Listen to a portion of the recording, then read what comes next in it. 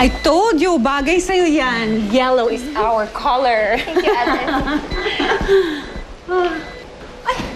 Troy! How are you? Hello, I'm good. Nice flowers. Hi, Troy. Ba? Para kanina yung flowers. Para kay Elise. Andito ba siya? Ay, sandali. Tatawagin ko ha. Sige po. Elise! May bisita ka! Elise! Ang ganda naman yan. Thank you po, tita. So expensive. Yeah. Sure, mahal. Elise. Hi. Ito, flowers for you.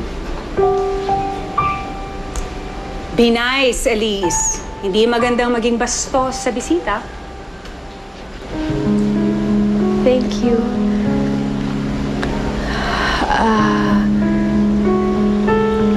Pasensya ka na kasi medyo masama pa rin yung pakiramdam ko eh. Pwedeng magpahinga muna ako. Sure. No problem. Sige, kaya ka na. Thank you.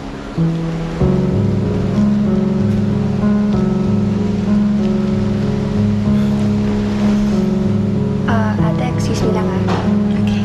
Excuse me. Troy, nagmerienda ka na? I have this fabulous merienda from Sure. Bacolod. Let's go, let's eat. Thank you, tita. How's your dad? My dad's okay. Really working?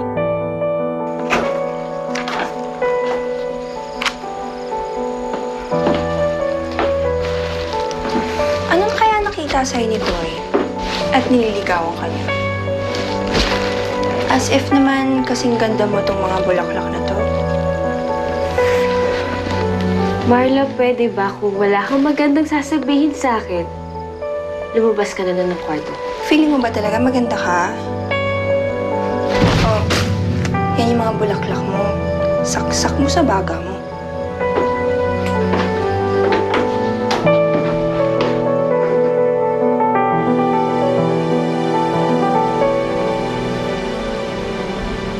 And how is my princess doing tonight? Daddy! Oh.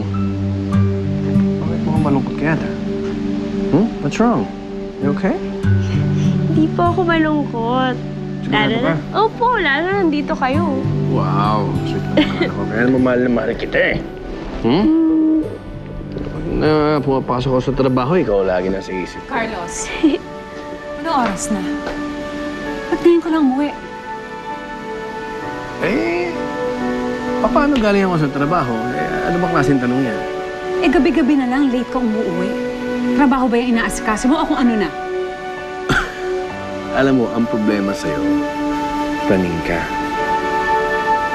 Elise, sama mo ako. Kakain tayo. Ha? Ang mari mo, magdadayat dyan. Kaya masungit. Bakit mo tinanggap? Bakit mo gustong magtrabaho doon?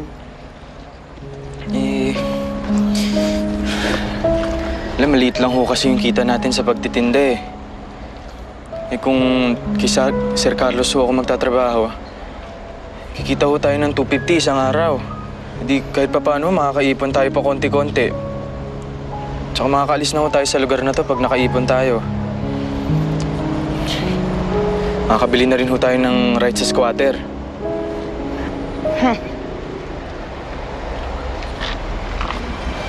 Kung makakaipon ka.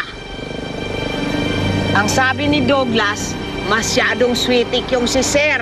Babaero lang naman ho si Sir Carlos eh. Pero hindi ho siya masamang tao. Bakit pa ganon ang tingin mo sa kanya, ha? O sige, kung gusto mo talagang magtrabaho ka sa kanya. Pero inaasahan ko, balang araw, magbago din yung pag-iisip mo. Tingnan ko kung hindi ka titiwalag sa kanya.